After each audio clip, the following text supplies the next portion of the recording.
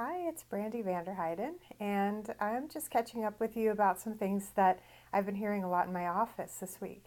And one of the biggest things is how people are talking about how they have a really harsh inner critic. And that's really common for people who have developmental trauma and anxiety, depression, anything that is keeping you from feeling like that you're functioning the way other people are. That's a big way, but also because of messages that we heard when we were younger. So, one of the things that I think is helpful is if you start to cultivate what I've been calling the compassionate friend. And it's a good place to start. There's definitely more that can follow this, but one of the things is just starting to imagine that there's a person in your life who's really nice to you. And a lot of you will be able to relate to the fact that you're probably this compassionate friend to your friends. And so I actually put up on the Learning Forum in the toolkit um, a little short exercise that you can practice to try to start to work with the idea of cultivating this inner voice that can be a little bit of a counter to that harsh inner presence. Now, if you've had this for a lifetime, it's not going to go away overnight.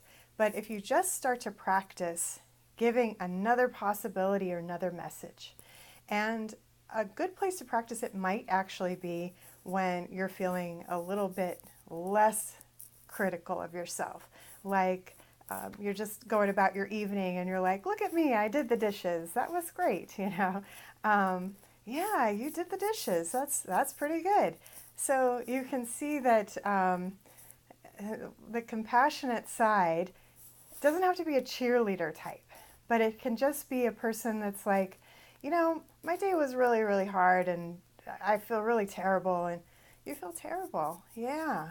And, someone who is just listening without judgment and with empathy for you. So go over to the toolkit and see, I'll put a link down that, for those of you who are in the learning forum, it's free, so just go on in and see if this helps and start to practice it on a regular basis. And you have to just find what works for you with your own languaging and your own kind of, put it together the way that it works for you. And let me know how it goes. All right, see you later.